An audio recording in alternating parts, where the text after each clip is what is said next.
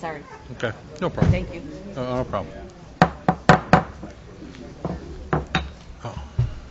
Good evening. Thank you for joining us this evening for a village committee meeting. Today's date's May 30th, 2017. Madam Clerk, can you call the roll? Trustee McGreal? Here. Trustee Dalzell? Here. Trustee Pierce? Here. Trustee Zielinski? Here. Trustee Juarez is absent this evening. Trustee McLaughlin? Here. Mayor Ryan? Here. We have a quorum. Thanks. Can you please join us for the Pledge of Allegiance? I pledge allegiance to the flag of the United States of America and to the republic for which it stands, one nation, under God, indivisible, with liberty and justice for all.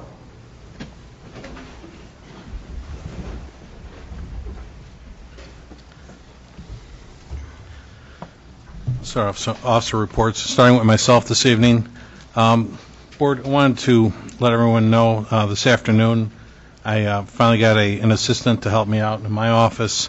Erica O'Donnell is going to be working with me as my assistant. Temporarily, she's been a part-time employee as of now, working just for village properties, but we're going to transition that into a full-time position, between half of her day being spent with village properties and the other half working for me. So this will be a full-time position at the minimum exempt salary at the same time then too. So we welcome her on board. She wasn't available this evening. She's still transitioning from a part-time job she had at night. So she's working on that this evening. So again, most of you are familiar with her, and we'll certainly make the time to introduce her to everybody at the next meeting. Another thing on my report, I want to remind all the residents and the board as well, next Monday and Tuesday, June 5th and 6th, the Alsip Park District is sponsoring a circus known as Circus Saurus. This is June 5th and 6th. They're going to have two shows scheduled for each day at 4:30 and 7:30 p.m. at the grounds at the Swaparama. It's 4350 West 129th Street. Pre-sale tickets are now on sale at the Alsip Park District, the First Midwest Bank, and the library. Tickets are $12 for an adult and $6 for a child. Online sales are available as well with purchases at the gate. However, the lowest cost is through pre-sale purchase at these locations mentioned above. And in addition, you can share the fund. They have a link available too for a free child admission with a paid adult at www.carsonbarnescircus.com. So simply purchase an adult ticket and print the coupon to the link and to present it at the gate. Also, they're going to have a coloring contest to qualify a child for a free ticket. And finally, board, we'd like to, the Park District's inviting us, if we're available, that Monday, June 5th at 10 a.m. to watch the tents go up. And at 3 o'clock, Chief Stasinski and his crew are going to be participating in the washing down of elephants at 3 o'clock in the afternoon. Nice job, Chief. And then next thing I had on here was I did receive a notice from a neighboring community that they've received up to 40 complaints in some of the nearby suburbs about solicitors going door to door trying to get folks. It's the changing your energy programs and so forth again too. So we really want residents to be vigilant about answering the door to these kind of salespeople. I didn't bring the whole notice with me, but basically they're getting pretty crazy too. They're throwing rocks at the window. They're doing anything they can to get you to the door. They're really getting desperate, and folks are really getting upset about it yet too. So please stay away from that. And one thing, I met with some folks earlier today. I was at a Chamber of Commerce meeting over at Chicago Ridge. I was sitting with the police chief from Worth, and they're really reminding all their folks as well. I'm pretty good at this myself. Whenever you're getting gas in a gas station and so forth, lock your car doors, roll up your windows if you have to. More and more people now are getting ripped off at gas stations where people open up that passenger door, and you're seeing it on the news more and more and stuff then too. So whenever you can, be vigilant about things like that. You know, a lot of times you run in the store to get a soda or something like that, and you don't lock the doors. I'm big on it. I do it all the time. Please, look after yourself and your equipment. Everything in your car. Last thing I was going to bring up too, I want to say thank you and nice job to police, fire, public works, everybody, including our building commissioner Roger. This past Sunday night, we had a situation over in Deer Park.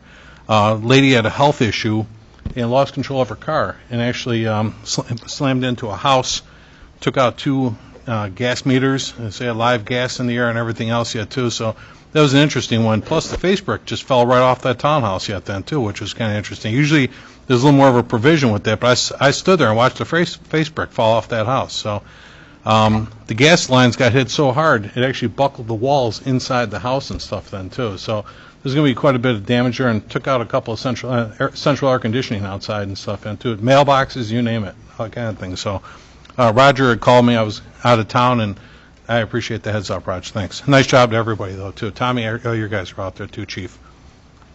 Last thing I had on here, then, too, and we'll try not to make it boring. Trustees, I'll put this in I'm going to forward this to everyone's emails and so forth, but there's Illinois Municipal League sent over a summary of some of the bills at the state level that are going through right now, state bills. There's about 3 of them that IML, the Illinois Municipal League, is supporting.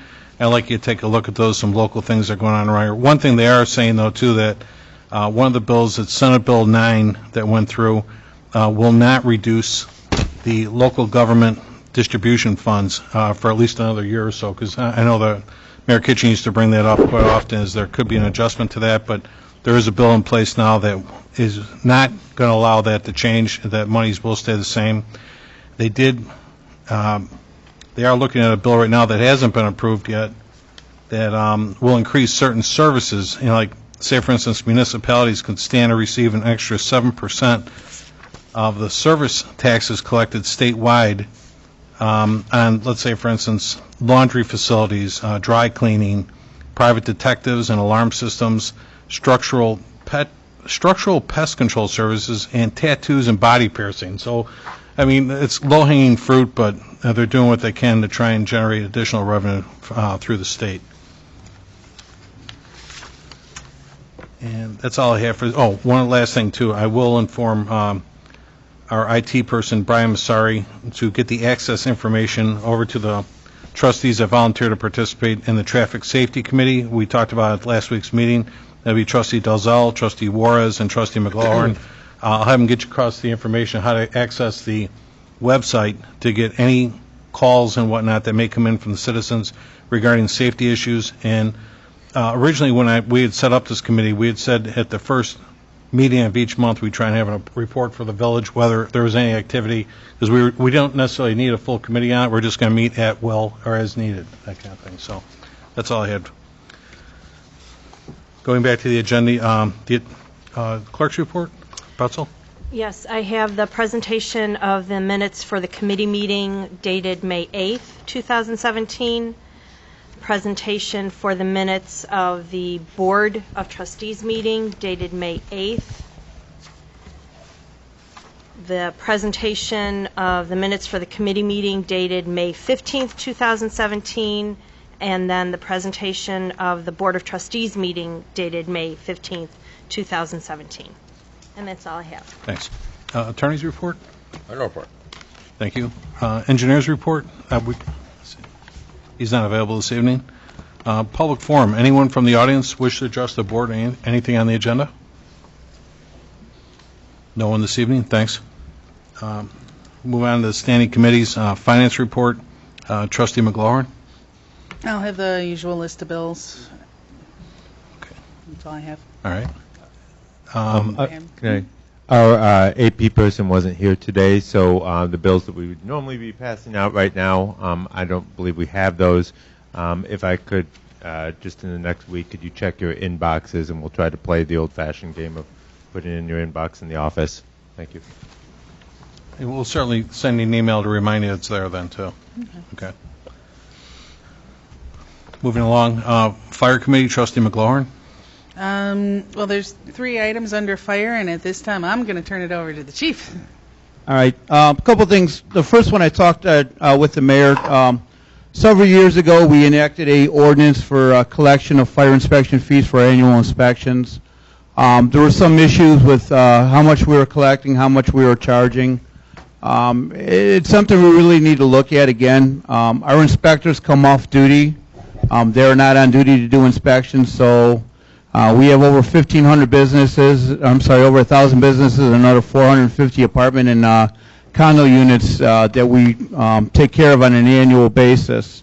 When we first looked at it, we looked at what everybody else was charging for the same thing, and we were way low. I know there were some issues, and it was based on square footage for businesses and the amount of apartment units. So an example, the largest, and I believe it was anything over 100,000 square feet was $350, and then units were, I believe, $25 for apartment and condo units. So kind of became a hot topic, if you will, and just the retired mayor put a stop on it because of the complaints he was receiving. One of the things we need to look at, especially with the financial stability of the village, is going back to that. So I've instructed my fire prevention officers to look at it again, to see something that is comparable, something where we actually collect what we're actually paying out between salaries, maintenance of equipment, maintenance of computer software, and make it more palatable, but also working with both the Industrial Commission and the Chamber of Commerce to get that information out. And that's one of the things that didn't happen last time is somewhere along the line the ball got dropped, and it was a surprise to everybody, and that's the one thing that we don't want. I don't know of any other way to really collect, to recoup the cost that it's costing us to do this. I know the trustees were on board with it before, and then the mayor's the one that shut it down. So I don't know if you guys have any questions on that, but we were going to look at restructuring the fees, and then I'll work with both Mary Schmidt as well as the Industrial Committee and put that information out there before we even go forward with it, before we even bring it up to the village also. Right now, since 1982, the village does charge apartment building owners. They charge $20 per unit. At one time, going back, they had all the inspectors going out at one time, so they had building, fire, electrical, plumbing, and health all went out at one time. Over the last 12 or 15 years, it's only the fire inspector and the building commissioner that goes out.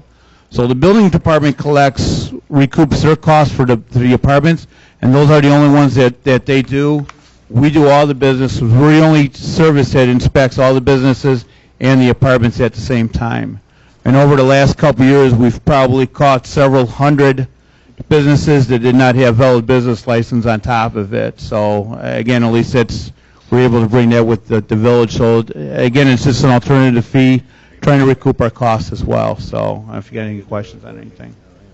Could you get us a list of maybe the fees that they charge in neighboring communities? Oh, absolutely. Absolutely. I'll get comparables that are out there also before we do anything. So again, we want to do this right. We want to make it understandable why we're trying to do this, not just another fee. And quite honestly, we had quite a few businesses that had no qualms because they do have businesses in other communities, and they pay a whole lot more than what we were charging.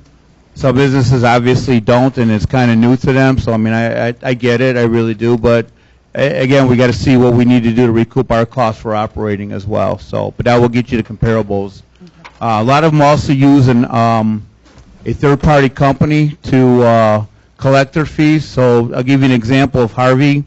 They use a program called, I think it's Fire Recovery, that's what it is. They charge them $15 per business just to maintain all the paperwork and collect the fees. All right? Harvey only charges $25, so they recoup $10. The company recoups $15. Yeah, it's ludicrous. And that's why we decided to do it on our own, so we're recouping 100% of our costs, not paying somebody else to be able to do the same thing. So, but I will get you the costs also. Yes, sir. We maintain all paper, or we maintain everything right now is done on an iPad. So we're trying to remove. Right now we have 4 file cabinets of past inspections. Our goal is to make everything paperless and get rid of that and have everything so it's much easier to find when we have FOIA requests or any other requests also, and maintain a record. Right now we've been doing it for the last 2.5 years with the iPads. Anything past that we still have on paperwork right now. So maybe that's a question for the clerk. Where do we what's ultimately, do we have a plan to put all this stuff in a cloud storage, or? I know the clerk's office is currently scanning tax statements, and they're going to be saving it that way. We can certainly look at helping you do that. Right, and my third bullet, I'll talk about that, and that's where part of it on our plan is come to place as well. So, any questions on anything with the? And I was just going to throw a question across to Trustee Dalzell. I guess I'm jumping around here, but just on this whole paperwork thing, I can imagine we've got file cabinets full of paper. Are we in any kind of box system yet or cloud system with all of our IT stuff? Villages for years had a software program called Laserfish, and at some point in time that went dormant, and I believe that a year, maybe two ago, IT reestablished that program. How far they're going with it at this point in time, We use it in our department all the time. I can't speak for all the other departments. I know our department uses it all the time for billing tracking and everything else. No pun intended. I mean, you're just a fire away from Yeah, not pretty having much. records, And right? you know, keep in mind, about 15 years ago, that's what happened in Prospect Heights. Their village hall actually burned down with all the records, including employee records. So, you know. we have a better fire department, though. Yeah, we're closer.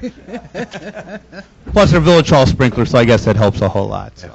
The one thing I would like to note, though, with regards to the fire inspection fees, is you talked about our costs. Let's Correct. find out what those costs truly are. Absolutely. And the nice thing is everything's on the 7G rate, so it's easier for me to track that. Right. Plus, we want to look at vehicle costs, vehicle maintenance costs, software costs.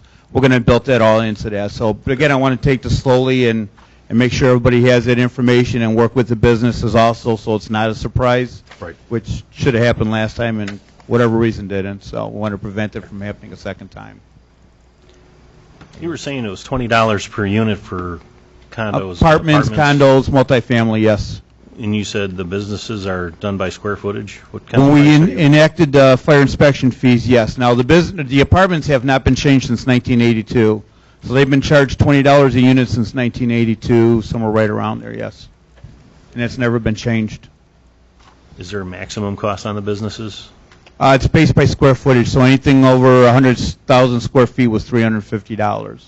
Now, one of the stipulations one of the issues we had, and we didn't have it in place, is several businesses have multiple buildings. So then it was, okay, do they pay what each building is square footage or a maximum at that point? And that's one of the issues we have to address. One of the big businesses they had an issue with it was USCO. I think they have 3 or 4 buildings, so, and I can understand it. And then, with, one of Mary's concerns is with the condo buildings where she lives at, they have 9 buildings. Each building is 4 units, so it was $360 or $450, Mary? Remember how much, was it $450? I think it was for all your buildings? Yeah. Yeah, so, and discrepancy there is the condos where she lives, our inspectors go up and down the stairs, and it's a common space. You go into Somerset or Woodland Courts, and it's much more detailed doing an inspection in one of those apartment buildings compared to a condo building. So we got to find a better common ground, because it really wasn't fair how we were basing by units, because we only cover a common space, and we can't go by square footage of common space. It'd take us forever to try to figure that out. So we got to have a happy medium in between somewhere, but not make it look like it's not gouging. And that's one of our things. We never want to look like we're gouging anybody, just to recoup our cost, if you will. If that makes sense. If someone would, I just did a quick lookup. $20 in 1982 is $50.68 in today's dollars. In case anyone wanted to know. Doesn't say anything about cost, but. And right now, the building department bills out for the building department for apartment inspections, because they make all those arrangements with the landlords and the building owners. All right, second one is, and one of the things I met with the committee back, I want to say November of last year, and we've had this discussion before, was setting up some type of a vehicle replacement program or a fund for vehicle replacement. Right now, and correct me wrong if I'm wrong there, Kent, but we don't have anything in the village for a vehicle replacement program. for vehicles. I know the police department buys X amount of vehicles as they're allowed to each year because, again, they use them a lot. They go through vehicles a lot quicker than we do at Public Works. Our ambulances, we usually replace our ambulances every 3 years. We have an ambulance that's 9 years old at a time, and we cycle them out. Right now, the going price of an ambulance is anywhere from $225,000 to $250,000. Approximately every 20 years, we replace the fire engine. Our next fire engine is due in the year 2021, and then in 2026, we have a ladder truck due.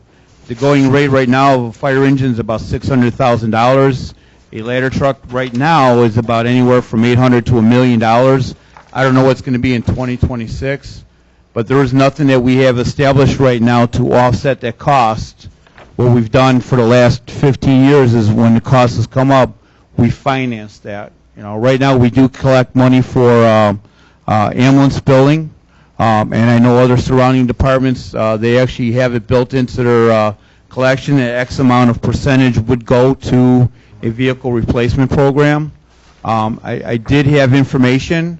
I did go to the former attorney, and somehow it got back to the mayor that was going overhead, which was never the case.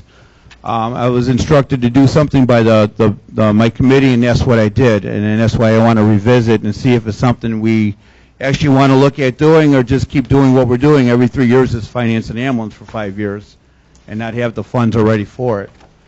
Between us, the police department, and Public Works, we probably have roughly 75 vehicles, 75 to 100 vehicles. They aren't cheap. We need to have a better way of being able to afford these vehicles and replace them when they're necessary without having the burden at the time, just finance them as we go, forward, if you will. Right. Chief, that was the former mayor too, right? Right, and I mean, but yeah, never mind. Not going to go back. A little clarification. I didn't hear that one, but no, that was but it was brought up to my committee at the time, and I did look into it. Yeah. And I was accused of going over the mayor's head, which was not the case. Okay, I didn't have all the information to go to the mayor yet. Chief, I just brought this to this afternoon. I had a meeting with our finance director, and we're going to take a look at this. This just came across my desk like in the last couple hours. House Bill 3108 was supported by Representative Cavallotto and Representative Anderson, increases the maximum loan amount from the ambulance revolving loan fund for a purchase of an ambulance from $100,000 to $200,000. The bill was approved by both chambers, and the IML supported this bill as well. We haven't even had a chance to look at this yet. We're going to take a look at it and see if it's feasible for us to look at this. Here's the issue with the revolving loan, and that goes through the state fire marshal's office. Okay. There's language in there that they do have that language. They have not enacted the revolving ambulance fund in over 5 years. Really? So this might just be fodder. But like I said, I just saw this in the last couple hours. And the other thing they look at is they offer, and I'll give you a good example because it's been a while since I've done anything with the ambulance, but I know with the fire engine revolving loan, there's 1,200 fire departments in the state of Illinois alone, okay? If everybody applies for it, they only give out 50 awards. That's it.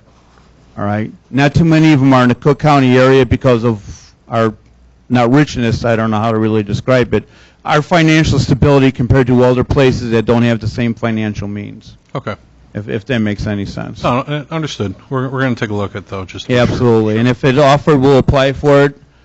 Same thing with the fire grant is we can apply it through the fire grant. The chances of us getting it are very slim because our newest ambulance is only 3 years old. And then there's a criteria you have to meet for through the assistance to firefighter grant. We normally don't meet that with our ambulances or our fire equipment at the same time. And okay. I know Chief Tracy went through this when he was chief also. So that's fine. So again, something to look at. The third part, and I don't know where we're at the budget because nobody's been told that I know of in the last couple of months where we're at our budget status. But one of the things I do have in this year's budget is to hire a part-time fire prevention secretary. One of the things that we took on after about 2 months ago was with the Caltron is trying to recoup our fees. Right now, or I should say at the time prior to December of 2016, we were owed about $161,000 and Caltron fees because nobody went over after the businesses that owed us money. Well, we changed the ordinance, so now we have teeth. If anybody owes us 2 cycles, we can go back and order a municipal violation ticket so we can recoup our costs. So we need somebody to be able to organize that and maintain it, and as well as all our other fire prevention activities. So one of the things with our budget, and I don't know if we can do this beforehand, is try to get a part-time secretary for fire prevention. I'm looking at up to 15 to 20 hours a week, and whatever the part-time pay, I think it's $14 an hour for that. So we can at least start doing that. Right now, some of the fire prevention activities my fire prevention guys take care of. At the 7G rate, they make $37.50 an hour. It's much more economical to pay somebody $14 an hour to do administrative stuff than one of my inspectors at $37.50. I'd rather have them out on the street doing inspections than doing administrative work inside the firehouse. Understood. I think sometimes just help the trustees a little bit, too, at the same time. Can you put together some type, I know it's just going to be clerical work, but can you give them some sort of Absolutely. study, per se, so we know how much Right. work that person I will do that before the next committee meeting, and I'll have that in place. All right. And then I'll also work with Kathy Franson from Human Resources to set up something as well. This way we all have something to kind of look at. Absolutely. Okay. Thank you. One more thing I'd like to mention, just to mention for the residents of Skunk Hollow, as well as the businesses along 129th Street, on Thursday we're going to be doing a mock disaster drill at Swaparama. We are going to be out there probably from about 7:30 in the morning to about 5 in the afternoon. We're only going to be on the property of Swaparama. We are not affecting any businesses or any streets. So everything will be on site, so you'll see a lot of activity going on there. We're going to have plenty of signs up. We handed out flyers today to the Skunk Hollow subdivision. Tomorrow they're going to be passing them out along Kenneth from 127th to 128th, as well as some of the businesses. Plus we're going to have signboards out there from Cook County Department of Homeland Security just announcing that it's a drill only. So we don't want anybody panicking or making multiple 911 calls that they hear or see things going on. It's just us. Understood. Good job. All right. Next on the we have the police committee next. Trustee McGrill. I have a presentation of the 2016 annual police report, and also we have an update on the 911 radio room consolidation process that's been going on. Deputy Chief Miller is going to give us a brief overview and update. Everyone should have packets that I provided you to go over. In summary, this is the issue that won't go away. We have to do something by December 2018. A couple key dates coming up are the next progress reports, June 30th, September 30th, and December 31st. It's getting kind of tough to put together a progress report, so I'd recommend we start meeting kind of regularly to put together those presentations and stuff again. I know we got a lot of new board members, and to get them up to speed, just review the packets and the timeline that's included in there. And then I'd be happy to schedule the 3 vendors to come out again, Oak Lawn, Southwest Central, and Orland Fire, if that's what you guys would like to do. Chief, can we maybe just kind of simplify matters? We've had 3 presentations.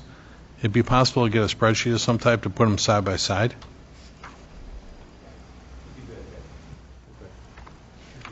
Okay. Well, the presentations are always helpful. They time-wise and everything else, I mean, certainly, as you said, you got 4 new trustees here and so forth then, too, so it's certainly going to be beneficial. I don't think the numbers are going to change by much, but at least if we can surmise what each scenario would be, I think that'd be the best way of doing it, because certainly we're not just looking to be the least expensive, but we want to see what we're up against per program side by side yet, too, so. While we want to be frugal at the same time. So. It's not an apples to apples, though. I understand. That's what I'm saying. Just something to kind of look at, like, two of the scenarios might have been, but there was another one by just the fire prevention district, too. So, I mean, where we can look at that and break it out. Okay. We can do that. We can play it by ear if you want the vendors to come out again or not. But in the meantime, we'll work on putting together some kind of synopsis of. We may have to do the vendor as well, only because, again, you've got 4 new trustees sitting here yet, too, so we have to Okay. make an informed decision. That's an important one yet, too, so. If you like, I can schedule those. You want them on a committee meeting or on a closed session date, or? Would you prefer meeting of the whole board since there's so much information and so many new people? Yeah, I mean, a regular committee meeting like You're this. offering contractual monies for a bid, so So, I think you'd have to have as an executive. oh, okay.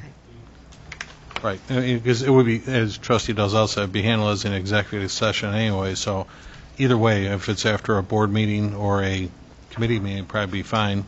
The only thing is, like anything else, we'll have to get these going as soon as possible. We'll stagger them, like maybe every 2 weeks they have, and as always, you get 1 week after the next and stuff. Those get to be long evenings and stuff, but if you can go every 2 weeks, that'd probably be great. Okay, I'll get working on those, and then the other important date is, December of this year. We have Right. to have a plan filed with the state. So my only issue is, or concern is that if we don't do that, we're going to be told where to go, and I don't want to be told where to go. So. I agree, and you and I were talking about this, trustees. We have 6 months to make up our mind what we're going to do with this program. And I'd like to have it done in the next 4, so we have a little bit of wagon room there and stuff. Even 3. And that's not just making a decision of where you're going. There's actually a lot of details in terms of sharing agreements, MABISs, how you get information to wherever you're going if it's not here. There's all sorts of details, and some of those details are also negotiated. It's just not a take it or leave it. So there's actually a lot of moving parts between now and the end of the year. So the key word here that you guys keep saying is going. So there's no chance anybody's coming? We don't know that. That's what I'm saying. We're going to have to, I said if we were going. if we're going, right. It just sounds No, if like we're we're going, resigned to going. There's negotiations if you're not going. Status quo is not an option. Whether you're here or you're not here, status quo is not an option, and there's a lot of work to be done between now and the end of the year. We have to have a population of 25,000 currently. We don't have that. There's not a lot of options as far as other towns around us are being available to come here. They pretty much all dried up. The last one that I had hopes for signed a contract with Cook County Sheriff's Department. So the odds are slim, and given the time constraints, we don't have a lot of options. So there's pretty much... All the small ones around us are already committed? We have Marina Park still out there. That's not enough to give us the population threshold. Really? How small are they? They're only at 2,300, and they also dispatch for garden homes. You're only looking at another 1,300 besides that. So All right. with that, we're only looking at 22,000 and change, somewhere right around there. Right. Robins, I don't know. Robbins is being dispatched for free by the county, so I don't think they're going to come here. They So- want to pay us money to do it. But, I mean, I'd be happy to go over that in more detail when we have some meetings and stuff like that, or address those concerns with you whenever you like, so. Yeah, my concern is this is a loss of jobs, right? I mean, this would be a loss of Alsip jobs, and this could be, a profitable cost center for us, couldn't it? No? Based upon the research I've done, we would not probably come out ahead. We wouldn't be able to compete. 911 is never Cost-wise. profitable. It's always subsidized by the general fund, pretty much everywhere. All right. Just for an example, Blue Island signed a contract roughly for $350,000 for their police services with the county. We couldn't come anywhere near that price. So our price would have to be at least $550, $600, rough ballpark. And their fire department's going to Orland dispatch probably in November, which is just the fire dispatch only. Okay. all I've right. had discussions with several of the board members about trying to keep it, and as the time has gone by more and more, the less likely that is to happen. We got this mandate like 2 years ago, so everybody's kind of pretty much partnered up with somebody by this point. A lot of reasons why we weren't included in that, but Main reason why. it is what it is. Why didn't, if we knew for 2 years, why didn't we? Knowing that we've got right? A state-of-the-art radio room, right? Why didn't we? I don't hurt feelings here. I mean, if it was political, it's political, or whatever. I don't care. I mean, why didn't we? It's a question I can't answer. It's somewhat above my head, so. All right. It's disappointing. So, again, going back to what we said, if we try and review in the next couple of, the next few meetings, we're going to get on this right away, and certainly we're trying to have this done sooner than later, because as Ken pointed out, there's a lot of residual efforts too, because even if we keep our service, we still need to have that approved by the state as well.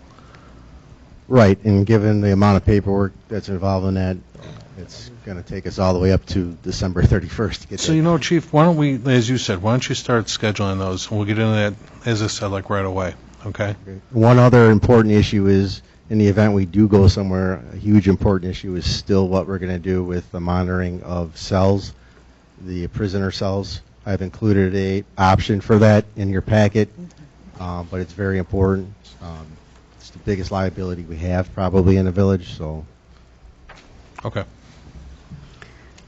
So Anything else? I would just suggest that everybody go through this packet that we just got tonight, thorough as much as we can, and then as soon as you can set the first one up, maybe after, since we're meeting weekly, maybe we can go into closed session with each vendor once every week, so that, and then have a big meeting, a whole meeting of the whole board after to discuss all of that. So it's more timely. So like within a month, we'll have all that accomplished. Okay, it's no problem. Okay. Good. That's all that I have. Okay. Next is Public Works. Trustee Juarez is absent this evening. Trustee McGrail? I have no report.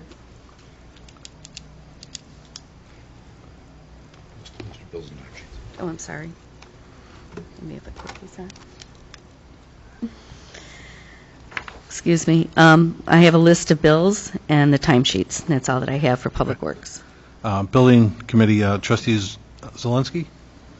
Yeah, we have a presentation of the Building Department monthly report for April 2017. Also a presentation of the Building Department yearly report for May 1st, 2016 through April 30th, 2017. I have a request for a fireworks display and Fun Fest from the Alsip Park District on Saturday, June 17th, 2017 at Aquatic Park on 119th and Costner Avenue, and waiver of permit fees.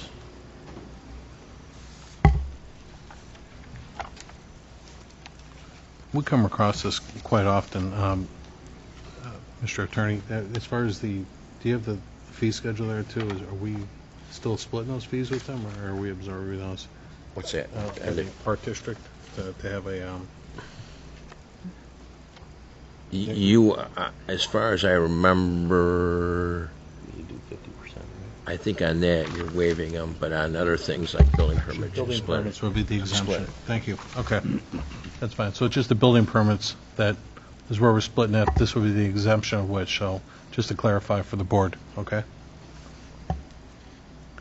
In other words, it's fine. It's fine to waive the fee on a firework display. Okay. Well, I mean, the fireworks company still needs to have a business license in town. Absolutely, and right. pay all those Right. associated fees, so. Next, Water and Sewer, Trustee Dalzell. The presentation of the employee time records, list of bills, and the presentation of an ordinance amending ordinance number 2017-3-3, authorizing the village to borrow funds from the Public Water Supply Loan Program for IEPA loan L17-5457. This is a text amendment regarding, originally it was our plan, I think, to pay off one of the water bonds, and this maintains a reserve amount for the principal in the amount of at least 1 year, right, Ken? Yeah. So that's just a tax amendment for that. That's all I have, sir. It may be closer to 2 years, but it's that short time frame. Okay. Next, License Committee, Trustee Juarez absent, be Trustee Pierce Kent's going to update us on the EUV. on the license. Oh, we're on the economic development. No, License Committee's first. Trustee Juarez is absent. You were the next one on there.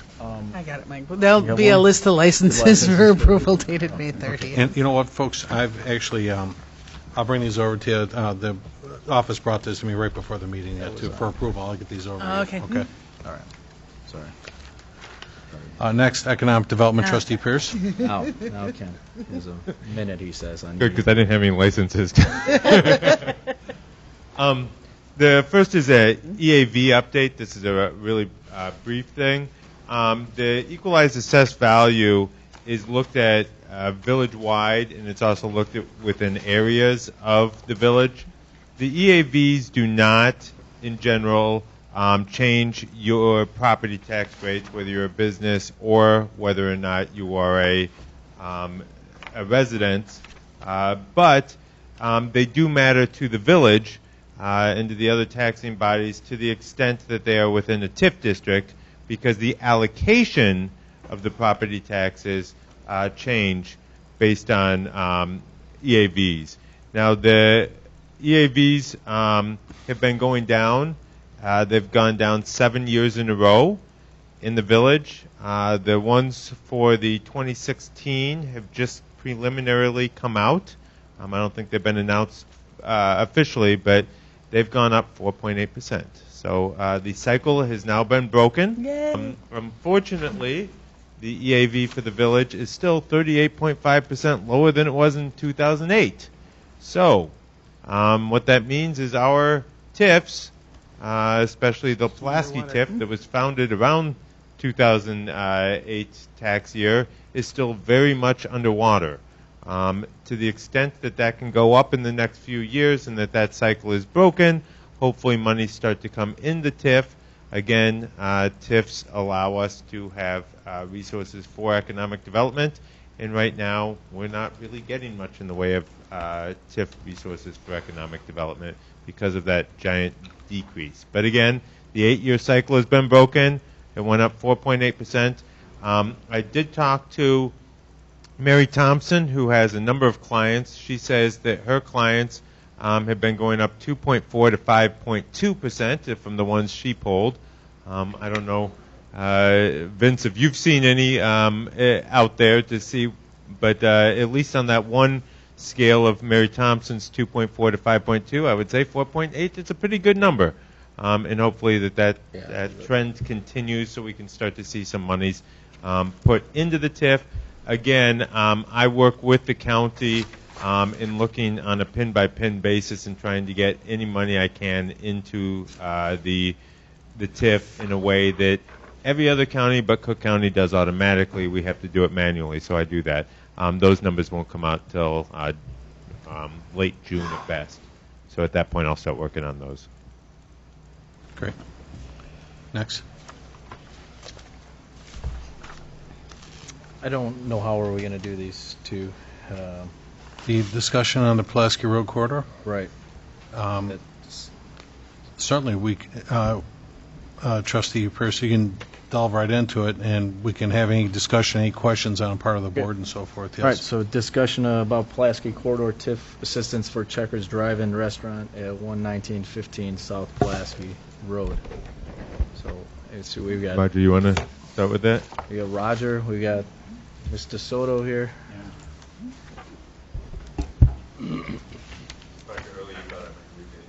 I saw that look in your eyes. Like, which Roger is Roger?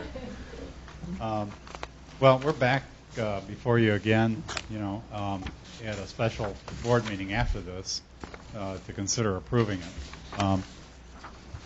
Earlier today, Chris and I met with, over the phone with Vince Kankar and the mayor and Kent to discuss the application further and any recommendations he might have for evaluation and conditions of the application.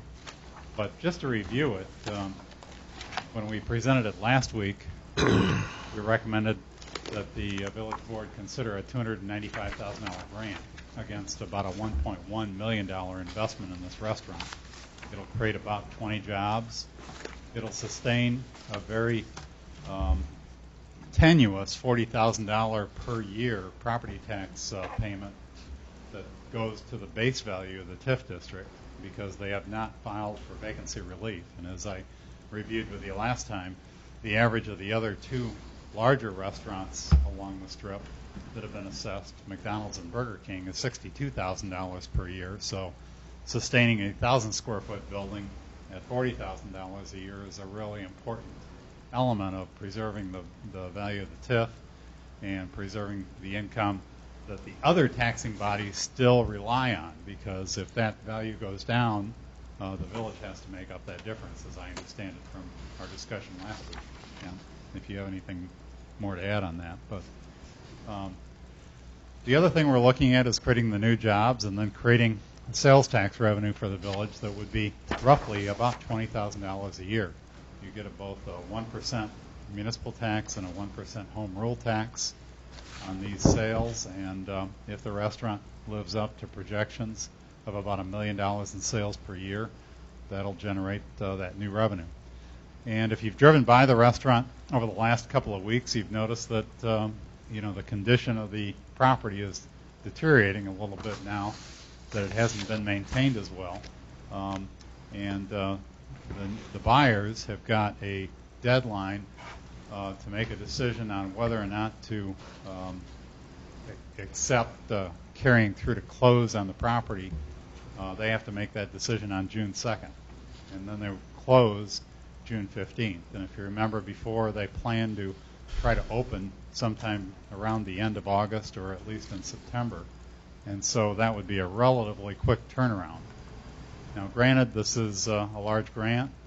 What we've discussed this afternoon with the village attorney is that we would have some conditions for the approval, which would include sustaining those sales tax and property tax payments over the course of the term of the agreement, that the village grant the money that it would be paid out in increments as they accomplish certain milestones toward completing and then opening the restaurant. And I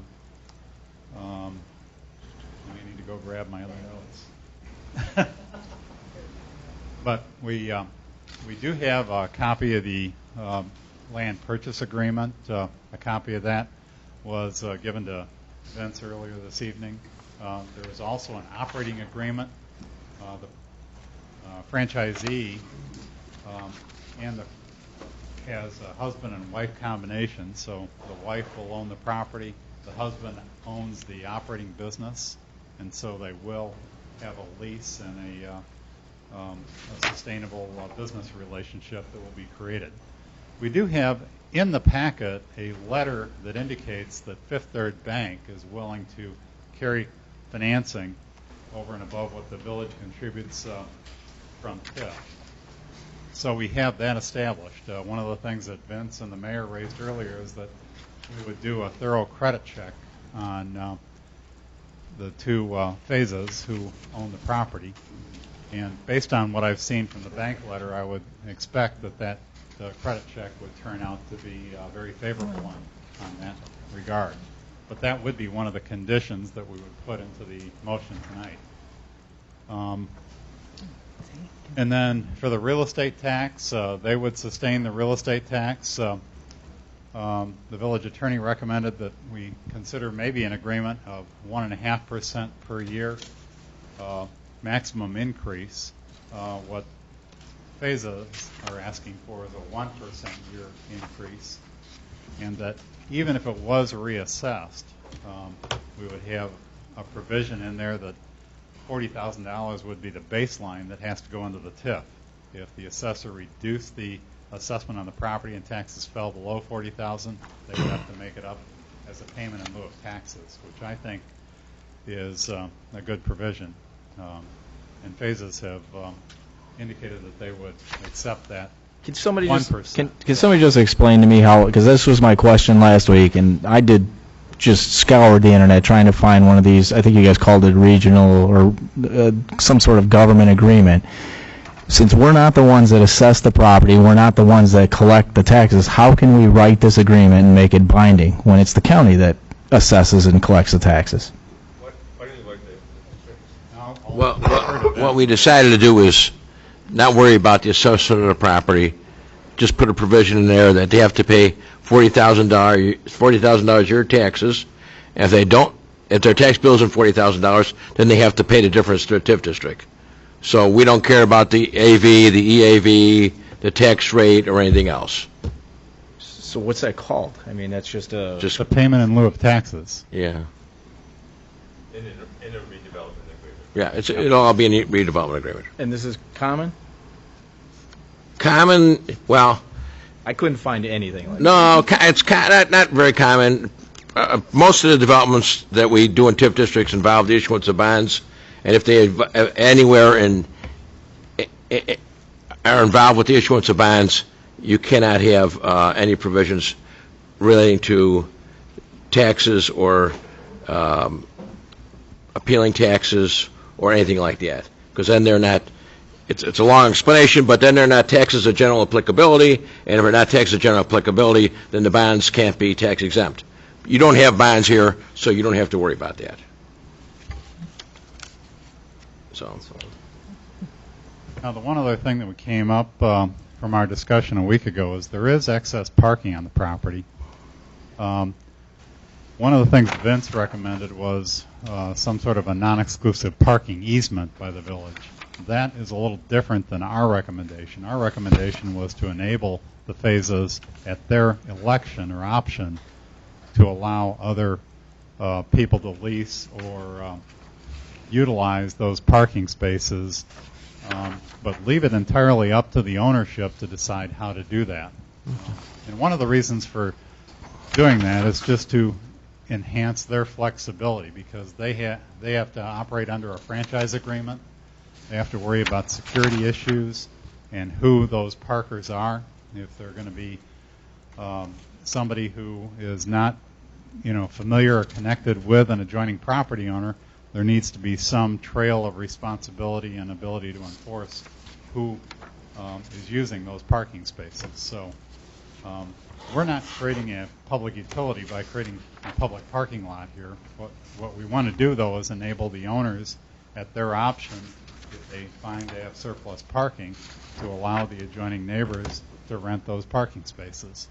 And one of the things that came up in another meeting we had last Friday with the adjoining purchasers of the chiropractic clinic that will go next door to the south is they do plan on approaching the owners of Checkers, the phases, and seeking permission to use those parking spaces.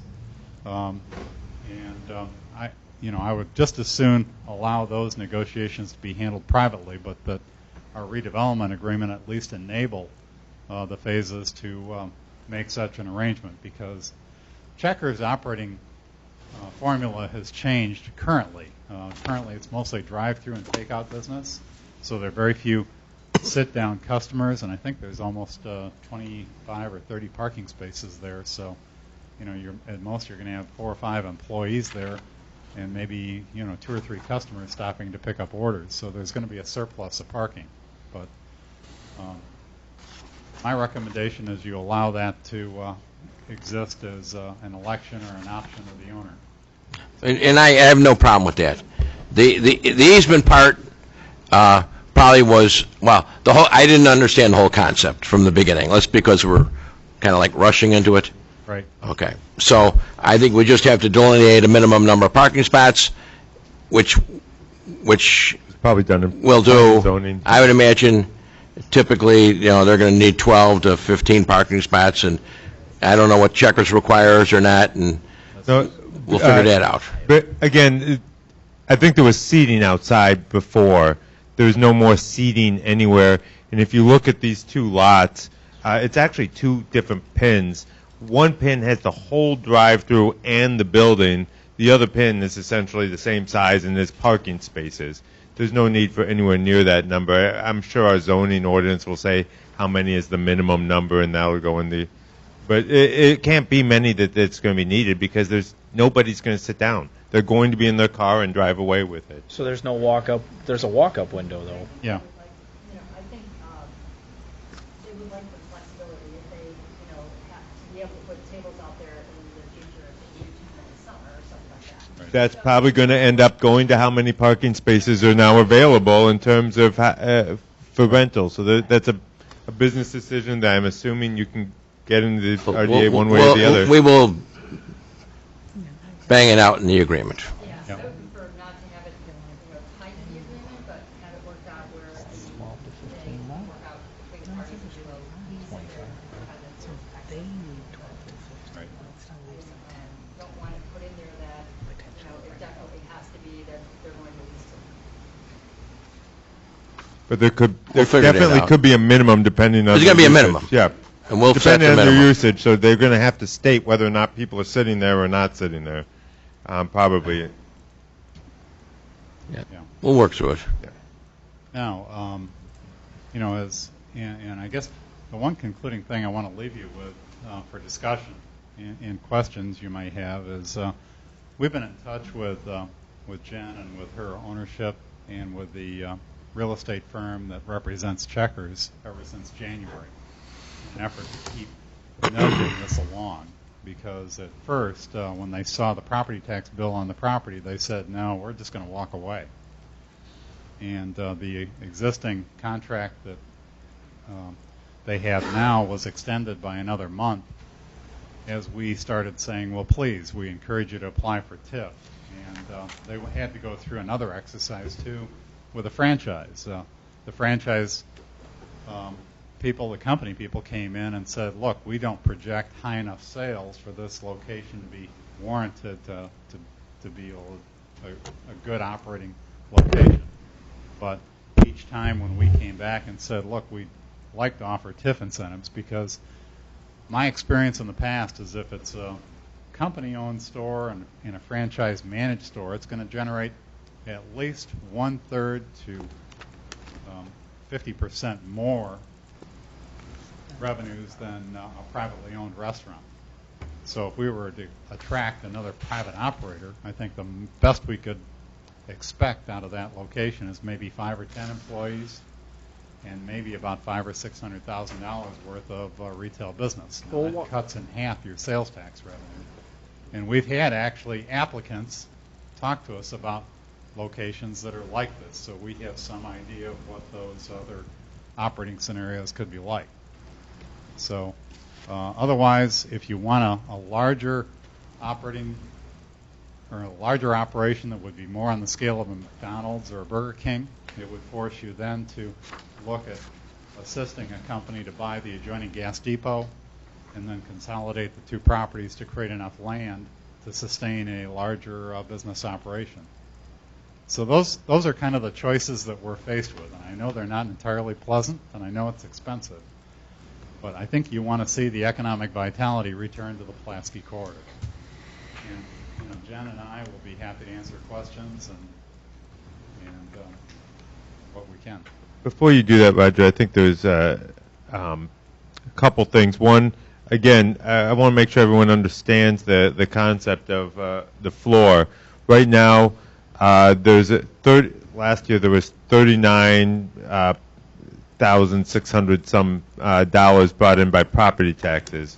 Again, the village's portion of the property taxes, I don't remember for that school district because it's the smallest one we have, but it's probably 14-15% of that comes to the village. The rest goes to different taxing bodies. We are still collecting that as if there were tenants in that building. Mary Thompson last time pointed out the reason for that is the owners that are out of state have a tendency not to know what they need to do as quickly in terms of reducing that down to vacant property, which would be a lot less in terms of property taxes. So right now we're still in that lull. So we're getting that.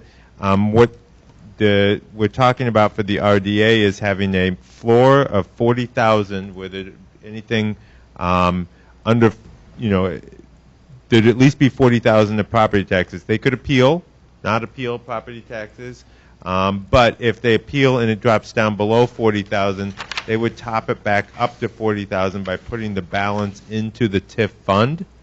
That would grow. There's not been agreed upon. The village proposed to grow at 1.5%, a maximum of 1.5% a year. The applicant is countered with it growing at 1% with a 5% cap, if I'm correct. And so there is a difference there that would need to be sort of decided. The other thing that wasn't is the time period. The village attorney had recommended that it be something like either 10 years or the life of the TIF, which is 14 years. The applicant has countered that all property taxes and all sales taxes ought to go towards a bucket, and once that amount and anything under the 40,000, and once that bucket has gotten up to the 295,000, that it disappear. That's when the agreement ends. So there's a time frame, as well as that 1 versus 1.5%, 1 with a cap of 5% and 1.5%. Those are all things that would be fitting to be part of this discussion in the committee meeting before a vote in the next meeting. So last week, somebody said it was 10 years before we'd see any kind of return, and today I heard 12 to 15 years. So what's the right number? And that's going to play into how long you write this agreement. It depends on which. Now it depends on which dollars you're counting. So, let's say it's $1 million in sales tax, and that's our best guess, everyone's best guess, I think, give or take. It could be a little less, it could be a little more, probably a little less to start out with. If that's the case, on average, that's $20,000 a year in sales tax. Now, what property taxes do you count? Do you count the 15% of the village, or do you count 40,000, or do you count the property taxes that are above what it would be if it were vacant land? How much did you put into the bank last year for the village? We put in 14 to 15% of 40,000. That's the number you look at. Well, if you do 14 to 15% of 40,000, and then you add 20,000, you're talking longer than the TIF, I believe. I'm doing the math in my head, but you're talking many, many years. The applicant is asking that it be the 40,000 plus. Again, I'm not advocating either way, but to go back to Trustee Pierce to your question, it depends on which dollars you're counting. And the other issue you have to look at, too, is the opportunity cost. If you lose this opportunity, what is that going to cost you in the future by comparison? Because it will be very difficult for us to replicate another potential applicant like this on the property without going through a couple of other scenarios. I hear you. I mean, there's positives and negatives, and one thing that I discussed with Trustee Zielinski today was just the small size of that parcel. I mean, it's a difficult sell for anything. I mean, Checkers fits perfectly well because it was a Checkers. I get that. These numbers, these agreements and different things. I just don't. Somebody, I'm going to take your word that we can make this binding. Well, you're never going to make Pulaski. You're never going to make Pulaski Road 95th Street, and you're never going to make Pulaski Road Cicero Avenue. Okay. You have to lower your objectives a little bit, and I think that if you get a couple of going businesses there, it'll attract more. I mean, I was just in another. I was at another meeting, and somebody did a survey of residents and asked about various items. I mean, from gangs to fire departments to rats to this and that. And what was the number one concern of the residents was building and cleaning up the areas. Overwhelmed everything. And so I think the simple fact of the matter is that if the residents will take more notice of a clean and a new establishment, and it'll be seen by everybody, and hey, it's maybe not be ideal, but it's on the road. The fact that the parcel is so small. I think that the parcel is so small, it makes it very difficult for any business to come in here, any national business to come in here besides maybe a retail strip, because it's not a very heavy parking use because of the fact that it's drive-through, and it's a small building, and so it's able to fit on, and it was a Checkers, and so obviously it fits well on the property. But 125 feet, that's the depth of that property. That makes it really, really tough to bring any other business in there. And I have a question here real quick. Besides Fifth Third Bank and the TIF, the amount of money coming up to that 1.1 million, do they have any kind of reserve money or anything to keep the sustainability of the, because we've had a Checkers here that went out of business. Oak Lawn's had a Checkers that went out of business. My fear, along with probably, back in 2000, okay, went out of business, except well, for the ones in the city. then I know we're trying to get rid of the vacant property. We're trying to get something that's going to bring in some revenues. But what's to keep it from becoming a vacant property in 5 years, 6 years, and getting stuck with the TIF bill ourselves? Is there any kind of, I know there's no guarantees, but do they have money in reserve? Do they have something that's going to? Financial wherewithal. They operate several gas stations. They've been in business in the hotel industry. They're very successful. Okay, I'm not talking corporate. I'm talking Personally, they have okay. reserve, and they do have a relationship with Fifth Third as well, and so they do have funds available. As far as the franchisee, they have been Checkers as a whole back in when they first started and came into Illinois in the Chicagoland area back in the late 80s, early 90s. There were two franchisees, and they started out as one, and then they split. And corporate really didn't have a handle on what was going on in this industry, and they were both kind of like running around and grabbing different parcels, and may not have looked at things in, I guess, the best. They may have taken some sites that were not A sites, and they were building too quickly, and then corporate was also building at the same time. And basically, late 90s, they put a hold on everything, and basically they folded because they had corporate still sustained, but the franchisees that were here were not really, they were not really underneath the following corporate rules and things like that. And so what corporate has done is now assigned franchisees to areas. And so they have been selected applied for it, and have been selected to all of the southwest side of Chicago and surrounding suburbs. So they have a plan in place, and they're working very closely with Checkers to be able to build their franchise market. I will also say something else to go to your question, Trustee Zielinski. In talking to the village attorney, the RDA would be written in such a way it would follow the property. If, let's say, this property was sold, the RDA follows that property and that business. It runs with the land. It runs with the land. So I'm just looking at the worst case scenario, just making sure that if they go out of business and they don't have another property owner, we're still stuck with the bill. Well, I think to that extent, the fact that there's a bank loan is probably helpful, because the bank's not going to let them get away. So the fact that they're on the line is helpful to us.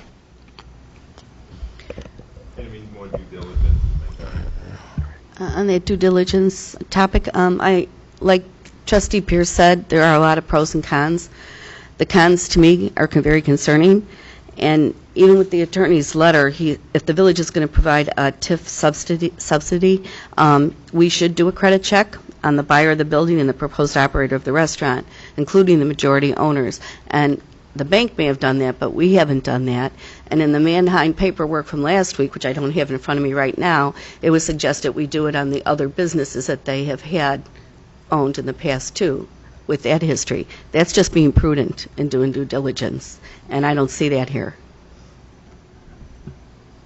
That is in the recommendation. Oh, and it's not here, because we just told them that today.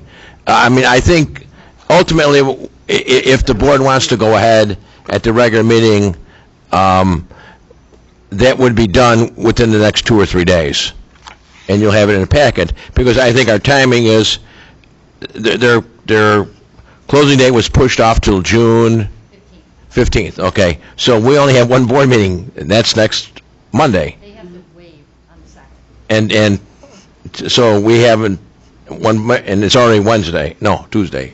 It'll be Wednesday or tomorrow, which doesn't leave us much time to get this done for next agenda.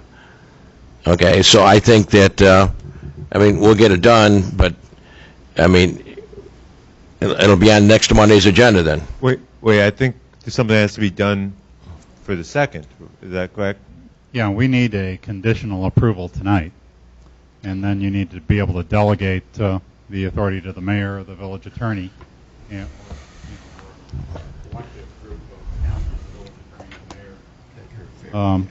just to examine those documents, and if they have any questions, then to basically veto it. The mayor's still got the power to veto it at some point. Right. I think. But again, as you said, Trustee McGrail, this is just a conditional agreement based on that redevelopment agreement then too, so, right? Yeah. I understand. I more than anybody want to see the personal financials, because you should know who you're dealing with. Yeah. We've been in that boat before, and it was not a good place to be. Period. We covered pretty much everything. Ms. Lasota, did we miss anything? We touch everything? Okay. Okay. We've got this, trustees, we've got this set, after we conclude this committee meeting, we do have it set for a special board meeting, just to take a vote on the conditional agreement that we just spoke of yet, too, so we can find out which way the board feels about this and take a vote at that time. So the 1.5% increase, maximum increase versus 1%. We're still working on that. All of that would be done at the board meeting in another half hour? No. Yeah, no. We'll work on that after we get approval. We'll still negotiate that out. Additional approval with final terms. Right. To be. Final terms to be negotiated. Is that Jennifer, is that acceptable? I mean. Limit the terms, so at least I have an idea of what we're, or can you identify what the terms are, that just what's in that letter, that are what the business points are? Yes, that's what the business points are. That Jennifer? Basically, I think, when...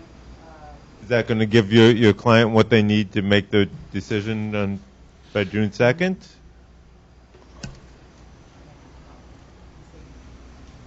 If it's limited to this, I think that we can probably... I'm not going to make up anything new. Okay? But it is, I mean, the term has not been decided, the 1% for 5% cap versus 1.5%, that hasn't been decided. If that stuff is still up in the air and your client can get to where they need to, then it makes sense to have the conditional vote for that and the credit check, that it passes the mayor's for a credit check. That's fine. That's not going to be a problem. The biggest issue that I see right now, I mean, the 1.5% is, the difference between 1 and 1.5 is, it's not that much. The bigger issue is the termination of when everything's done. Well, and the issue of the limiting it to 5%. So limiting to 5%, that's not going to work. I will tell you right now. What is the, if it burns... I mean, well, 1% is $400. Is $400. We're not, The issue is really the 5% and the time frame. If it's paid back, the 295... well, I agree with you. If it's paid back, that's fine. Okay, so then If it's paid back, fine. But my feelings are... What pays it back? Which dollars pay it back? Well, that we have to work through. That now you're getting really minuscule. No, our sales tax eligible to pay... Right. Sales tax. Sales tax and any extra payments you make towards the 40,000. Okay. Real estate taxes. Oh, real estate tax, right, okay. Any extra payments you make towards that is a payback. If your taxes are 35,000 and you have to pay the village 5, that's going to go towards your payback.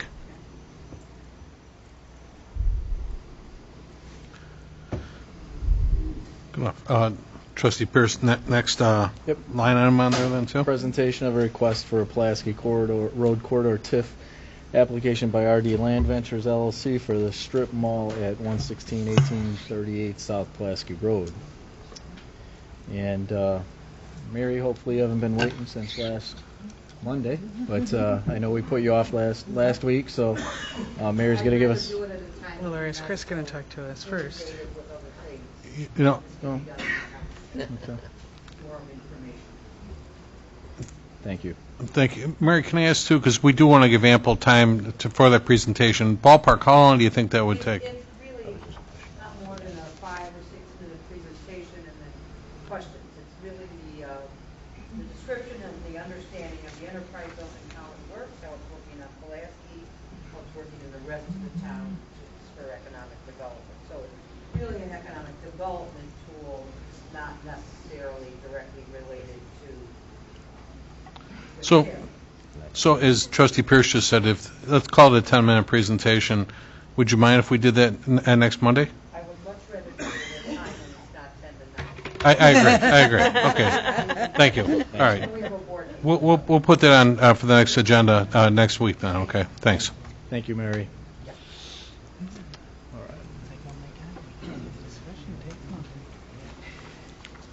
Mr. Manheim, did you want to speak to the development agreement from RD? Yes, I will, Mayor. You should all have in your packets, should have received 2 documents on Friday. And the first one, and by the way, this is a far simpler application. This is virtually identical, only with a lot more information that you had about a month or so ago with Alsip lawnmower and repair, which is a parking lot replacement. And a similar one was approved about a year and a half ago for El Coyote, which they never acted upon, but it was a redevelopment agreement that was passed. So you should have 2 documents. I'd like to go ahead, and by the way, Rim Marukas is here, the principal and owner of the company. I'll give him a chance to speak in a bit. But you should have another packet that Rim had put together, which is actually part of the application. And the reason I want to go through this is because we have some nice pictures. Not so nice pictures, actually, but they're in here. They help describe what we're talking about. So if you have this, there's a number of photos in your package. You should be able to pull them up on the screen. The location of the property. Can I interrupt? I'm sorry for... Yeah. Chris, I apologize. If you go on the screen, again, to the top right, there's a bookmark, and you do a down arrow. It's those last, it's number 10, is which starts on page 39. Good. And go to the next document If you rather than the staff scroll down, report. there's nice, Right. pretty color pictures. If Okay. You didn't bring your packet. All right. That should help out a bit. So this is a strip shopping center that RD Land Ventures purchased in 2014, I believe. And it's located right off 116th on Pulaski. And it's just north of a couple of the properties that I was just referring to. If you take a look at a couple of the other pictures just before that one with the location, you can see the state of the parking lot, to say the least. What RIM is doing right now he has a profitable shopping center, but it's barely breaking even. With the improvements, and this would be phase 1 of 2 improvements, this particular application is just for parking lot replacement, and we do have all the paperwork from RIM regarding the bids and the like, so he's met all the due diligence in that respect. But with the state of the look at the shopping center right now, as you can see, he's not able to attract the kind of tenants that we would like to have on Pulaski. So this is not a complicated deal in the sense of what we had with the what we have right now with the Checkers, but we do have his request, as we've had for a couple of the past applicants, which have been approved by the village board, for the replacement of the parking lot. Now, my staff report, you have a lot of the details on here. We're talking about the acceptable bid is $34,400, which was approved by the building department just for the phase 1, and we're looking for $27,000 and change which is the same proportion as what the other businesses had gotten for this. Now, with that, you would expect to have kind of clients, the type of tenants to improve, to be able to improve, of course, your property tax, hopefully generate some additional sales tax with that. What I'd like to do right now is let Rim have a chance to say a couple of words about shopping center and why he needs the assistance. Well, assistance is simple. Along Pulaski, if you travel, you see we've got a lot of dilapidated, that car wash, old car wash. There's lots of buildings. There's a lawnmower place just north of that. As you come up and down the old Checkers, that whole area, I mean, I understand why the whole TIF was started in the first place. When I first was looking to buy that building, I was worried because Pulaski does not look good in that area, and that deters from people wanting to shop in that area. Granted, we've got the nice new sidewalk in the Parkway, the nice, it's on Pulaski signs. I don't know how much they spent on something like that. A lot more than what we're looking for just to help our little area through there. It's a difficult area. The properties are not, they're shallow. You can't get enough parking in for the different areas and stuff. And it's difficult, and the only way we're going to get this going is through the TIF. The interesting thing about the TIF is that Trustee Pierce brought this up was when I looked at TIF stuff in the past, I always looked at the big picture like you were doing the map. We've got $2.4 million. Well, everybody should get a proportionate share. But when you look now that I've worked, I've been approached since the day I bought the building in 2014 to go into this TIF, and most of the time I wanted nothing to do with it, and I was kind of convinced to work forward, and I kind of see how this could work in everyone's behalf. But the TIF money, it's not needed everywhere, like McDonald's, Taco Bell, the grocery store, the really nice big centers that have the depth, the acreage that they need to sustain good commercial property. They've already got that. They're not going to need any TIF money. Where the TIF money is going to be used, if it's going to be even used at all. I mean, you all know the TIF has been around for a long time. How much have you actually spent on this TIF money? Very little. And that's because the small guy like myself doesn't want to get involved with this. And I finally was convinced. Yeah, we convinced you. Yeah, convinced to come forward and to use this money and try to make it better. And so if you're not going to see the improvements like with Checkers in my place, other people, it's the small guy that has to help bring this along. So that's what Thank you very much. So let me ask you, what deterred you from, you say a small guy like you just didn't want to get involved, or why? Well, What like the deters previous you? owner never did anything either. It just, you're worried about your real estate taxes skyrocketing as soon as you make get, improvements, Yeah, right. make some improvements. So like without TIF money, I'm not going to do any improvements because then all of a sudden my tax can go up and I had no way of helping that, and now I went from a break even to a losing situation. So with TIF money, at least I've got the chance to improve. I know my taxes are going to go up because I did an improvement, but I feel that there's a break even that this way I could charge more for rent. I could get some more tenants in there that are more credit worthy, and then it's a win-win for everybody. Now I've got possibility for more sales taxes.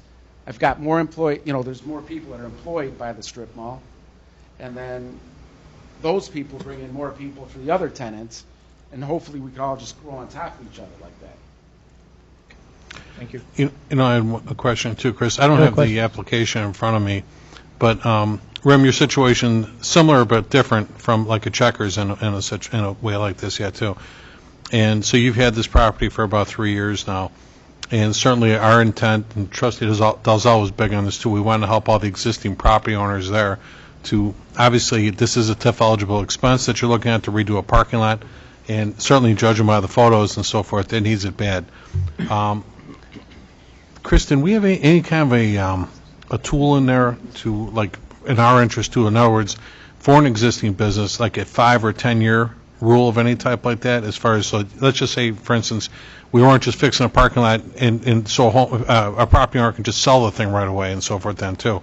Not everything is attached all the time. What do we do in our interest on this? Do we have anything in there? What we have is in the staff report and with in the information we got from RIM, what you have is additional details about what interest is for us. So, for example, when we take a look at the take a closer look at the staff report, first point of under considerations is what I mentioned, which is the amount of the project cost and what we're looking for. What we're also taking a look at what's interest for the village is that currently you have a strip mall that's at best in 2016 was break even. What you're looking at is increasing the quality and the type of businesses that were coming in. So at this point, we don't have an estimate, as an example, of what tenants would be paying, for example, new sales tax. But there is going to be an increase in the amount of property tax that would be paid. The other thing, too, is you have a very good business person here. In the case of RIM, he has the background, he has the experience to move forward and make money. Now, some of the recommendations that we have in this particular case is that you're going to be able to recoup probably his expense for making the parking lot replacements easily within the 10-year period, and that's just from the property tax increases. So you're going to be at least making money in the sense of new funds that would be coming in. So currently his property tax is around $46,000 or so. That's going to be going up, we're guessing, $58,000 or so. So there's going to be an increase in the amount of property tax. Now, something that we should be able to take up with the Economic Development Committee with Trustee Pierce is to develop some firmer guidelines for different kinds of projects, because the other part that's coming through too are facades and the like, both for RIM's strip shopping center, but also for some of the other shopping centers.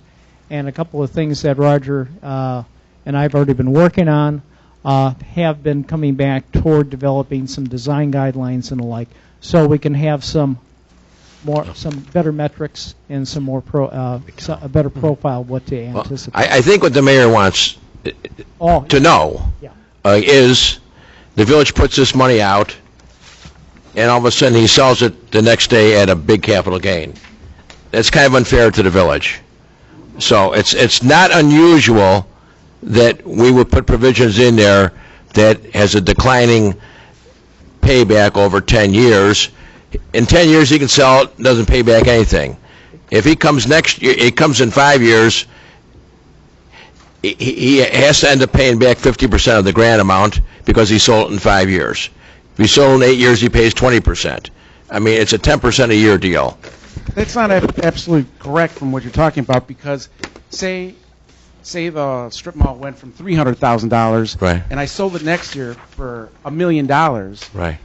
Now the base is $1 million, so the taxes aren't going to stay at the $300,000 level right away. The EAV goes through the roof. So I don't understand how you came up with that.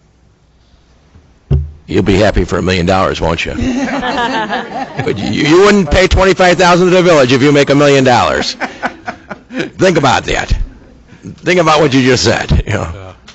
So, to me, this is the exact reason that we were doing the TIF. Mm-hmm. You know, here you got a business that's looking to sit there and improve their facade, obviously improve the appearance of Pulaski, and I love the fact that we're finally going to be able to give some money to a business rather than to the accountants, the attorneys, the advisors, you know, everybody else other than what our original intent was for. Right. So God bless you. Yeah.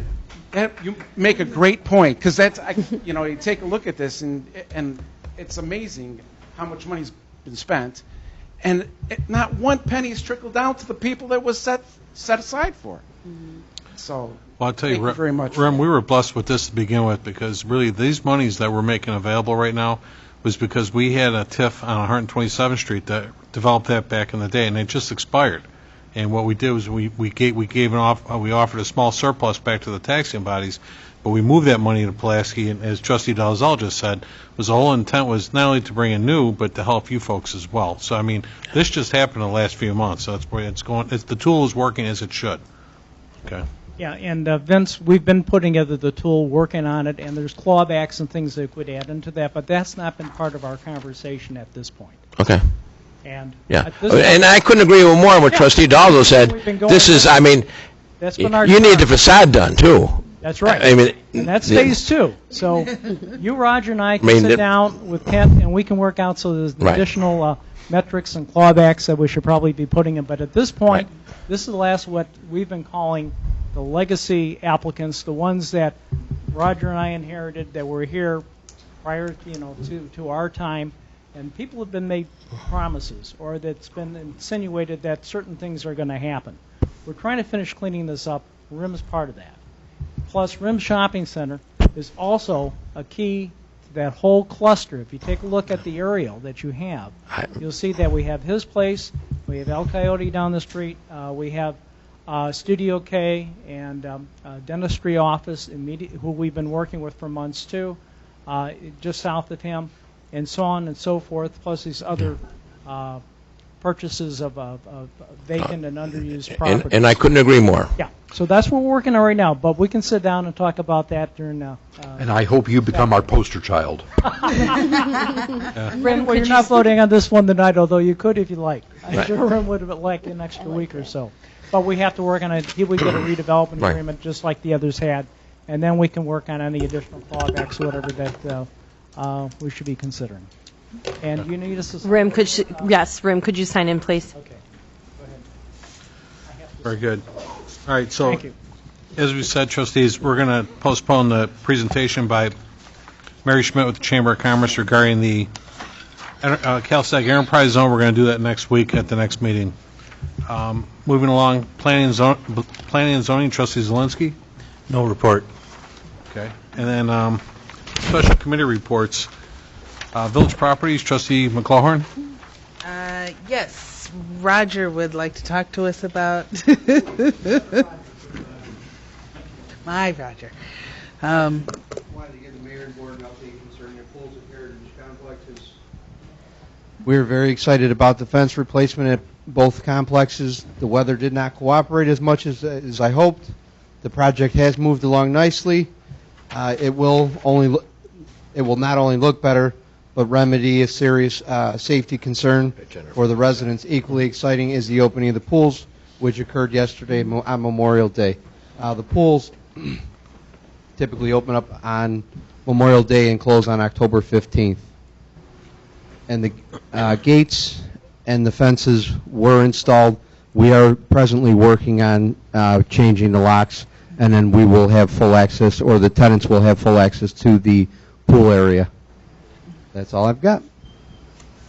And again, I actually had a chance 2 weeks ago. Myself, Trustee McLaughlin, and Trustee Juarez met with the Heritage 2 folks at their agenda meeting, and we told them you want wrought iron, stay consistent with the rest of the look of the properties, and everybody was pretty excited about that. We got away from chain link and so forth, so I haven't had a chance to see it yet, but I heard it looks great. It did turn out very nice. Okay. Next, Insurance, Trustee McGrill. I have no report. Ordinance and Legislation, Trustee Pierce. I have no report. Information Technology, IT, Trustee Dalzell. No report. Boat Launch, Trustee Juarez, or actually it'd be a committee. No report. Okay. Planning and Zoning, Trustee Zelinski. No report. And Human Resources, Trustee McGrill. No report.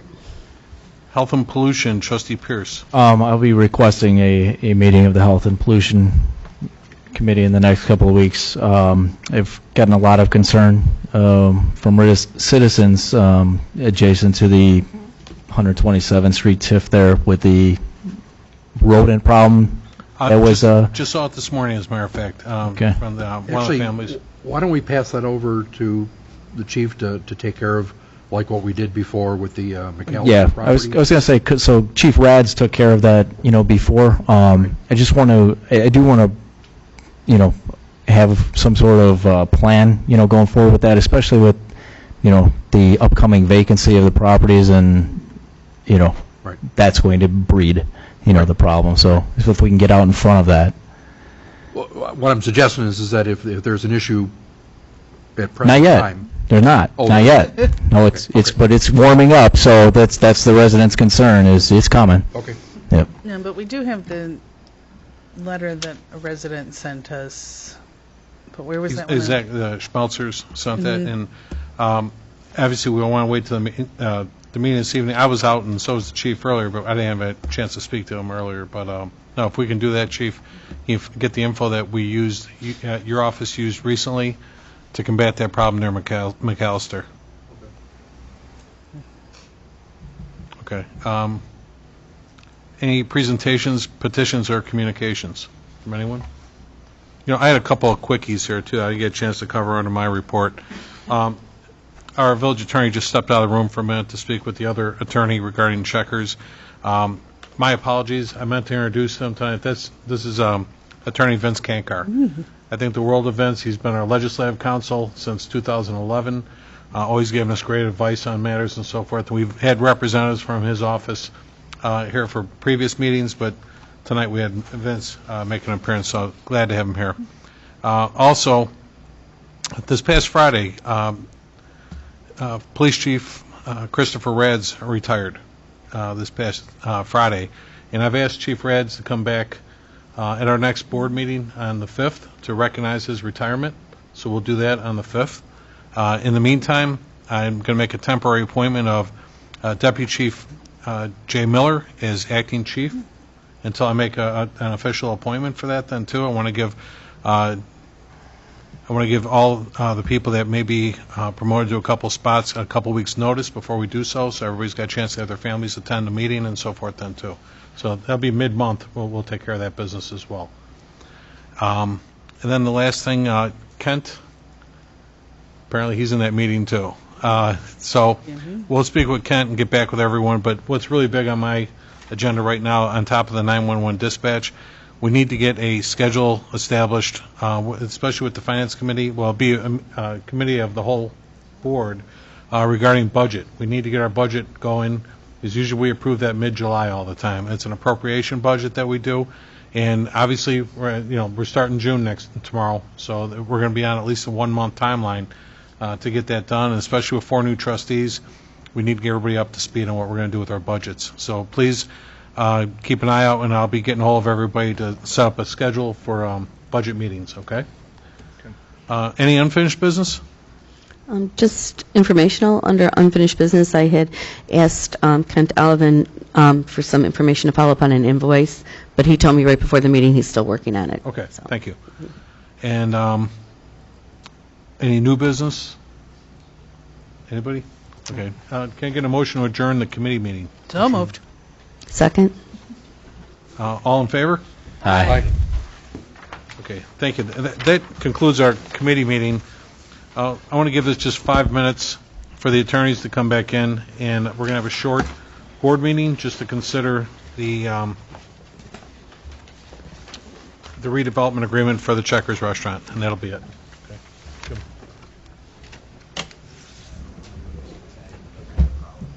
Yeah.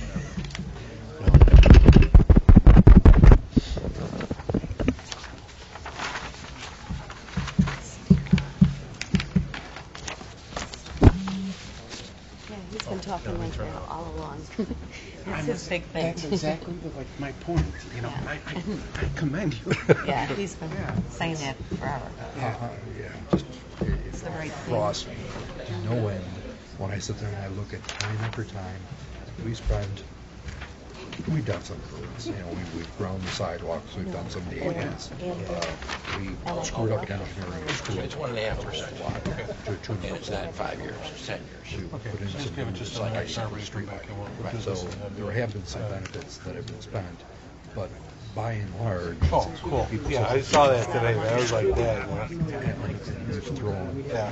No, if nothing else, we can. Oh, wow, okay. Thanks.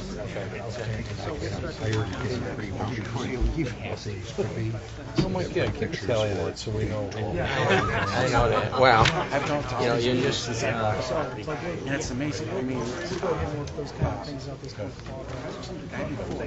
tried hard. Okay, I mean, he sounds good. Thank you, Mike. He tried to put us all together. We had more than well, yeah, I'm not, and we walked from property to property with the building commissioner and him, and I had all these, like, you know, sketching diagrams, 3D of how I want to redo the facade. it's fine. We'll take a vote on that. It's a No hard problem. sell. It's Yeah, like- like I said, we'll work it out. It seems like, you know, take money, it's like a checkbook, you know?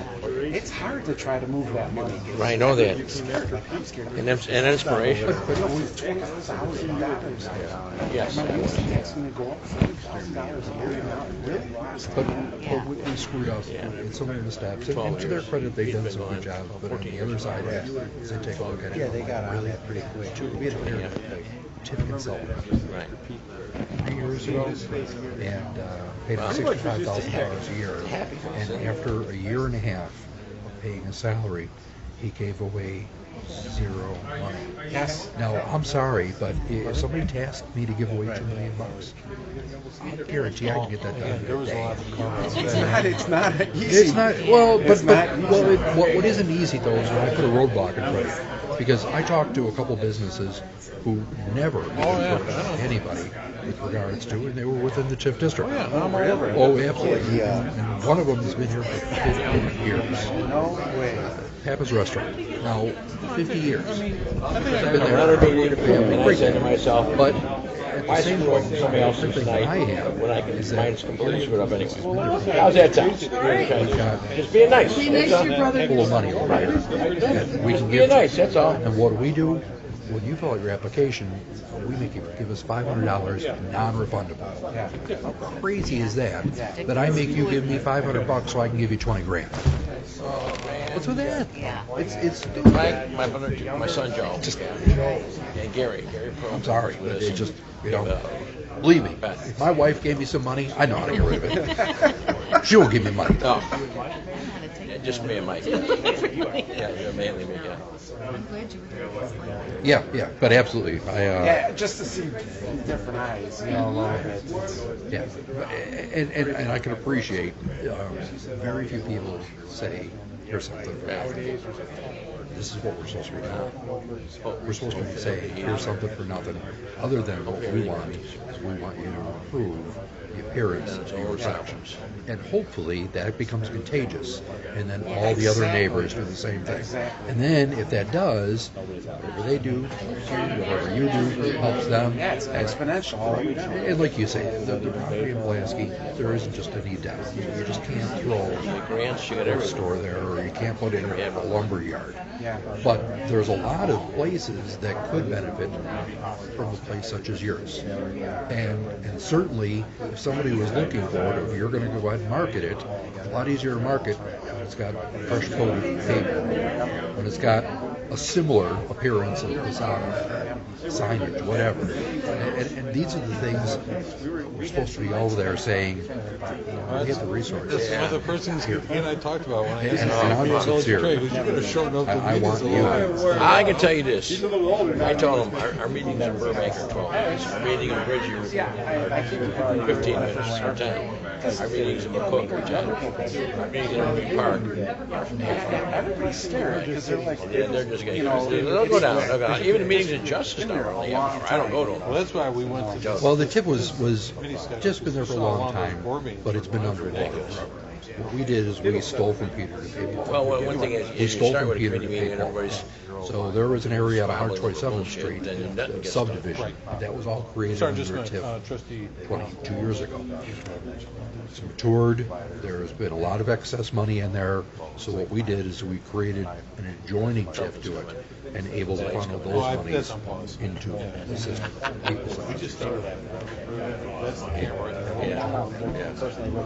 All we've done is we've submitted to professionals who give us great pictures. Trump's coming. Yeah, you see, so the Trump's coming. Kitchen's coming. Yeah, really. Yeah, that ain't gonna happen. Got the name of the company, but I know them from Okay, so other times. take a seat, and we'll start the second part of this. And so I work in mostly Northwest Indiana, and everybody uses this sides. Oh my God, the stuff they come up with, and it's pretty pictures, and it's like, oh, dream of this down the road, and you're like, how are you selling these people? You know, you're selling like this untruth. It's not going to get that fantastic. Right. And I don't want everyone to See what's in the stores. For how long it's been there. It's another thing. Thank you.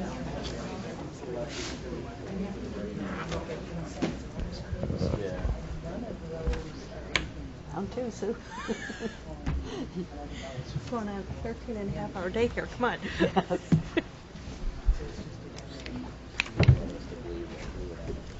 Oh my God. Make it small again. Okay, so I'd like to call this meeting back to order.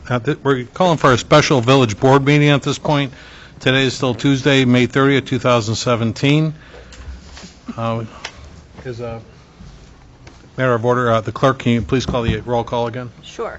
Trustee McGreal? Here. Trustee Delzell? Here. Trustee Pierce? Yeah, here. Trustee Zelinski? Here. Trustee Juarez is absent. Trustee McLaughlin? Here. Mayor Ryan? Here. Folks, I know we've done this once, but just as a matter of format, it does still require we do the Pledge of Allegiance. Can we do that again, please? I pledge allegiance to the flag of the United States of America and to the republic for which it stands, one nation, under God, indivisible, with liberty and justice for all. Just for the clerk being able to do it was 9:18 when. Oh, I had 9:17. As long as you wrote down I something, wrote we're down. good. Thank you, Ken. Thank you. What makes your watch any better than hers? I was looking up there. I don't want to. Somehow I think the phone is probably... Officer reports, starting with myself. I have no report. We covered that in the committee meeting. The village clerk No report, sir. and village attorney. No report. Again, this evening, folks, village attorney Vince Kankar is with us this evening. Thank you, Vince, for being with us today. Public forum. Anyone from the public wish to address anything before we move forward?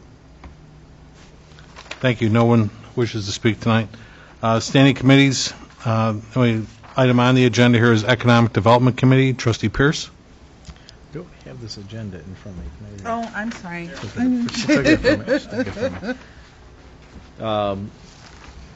The action item is to request for approval of Pulaski Road Corridor TIF reimbursement assistance of $295,000 to BFR Property Holdings LLC A for Checkers Drive-In Restaurant at 11915 South Pulaski Road. Subject to stipulations Yeah, to be defined. authorize the attorney to prepare the development agreement based on the business points presented to the committee. So trustees will need a motion and a second to move I'll make the forward with motion. this. And I'll second. Trustee Pierce made the motion. Trustee McLaughlin, second.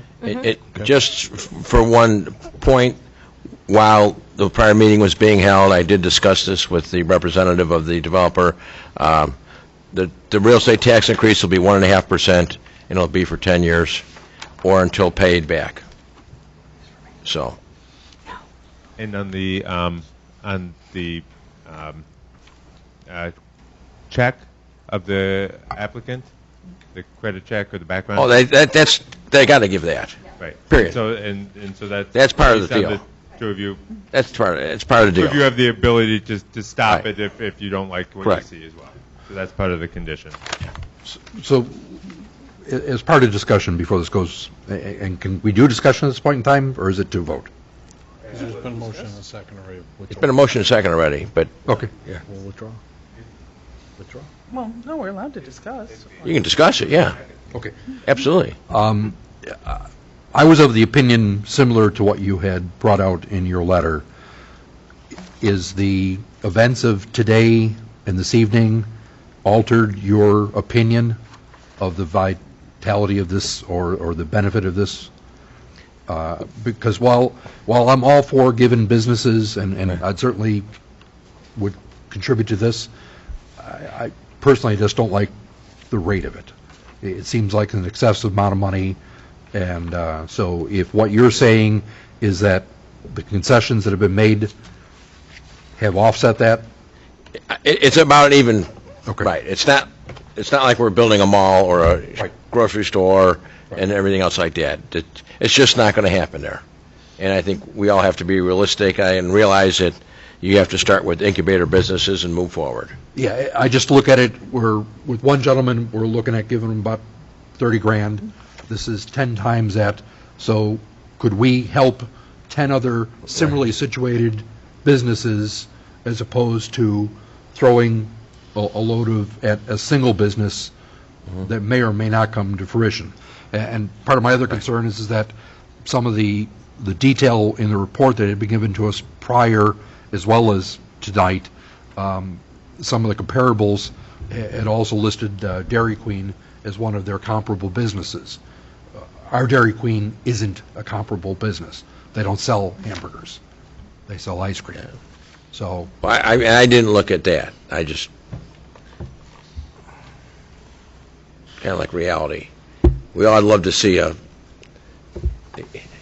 nice sit-down restaurant there, but it's not going to happen. A steakhouse or an Outback Steakhouse or something, but they're just not going to come out here. They're not going to come. They won't even go to Oak Lawn. I mean, on 95th Street. So it's just not going to happen. Any other questions? Okay, we had a motion and a second. Call a roll, please. Trustee McGreal? No. Trustee Dalzell? No. Trustee Pierce? Yes. Trustee Zelinski? Yes. Trustee Juarez is absent. Trustee McLaughlin? Yes. Motion carries 3-2. I need your vote, actually. Mayor Ryan? My vote would be yes. Okay. So the motion carries. Okay. And we will get something done quickly, and especially the credit reports. Very good. Any other presentations, petitions, or communications? Any unfinished business? Any new business? Then I'll need a motion to adjourn. So moved. Second. All in favor? Aye. Very good. Thank you again, folks.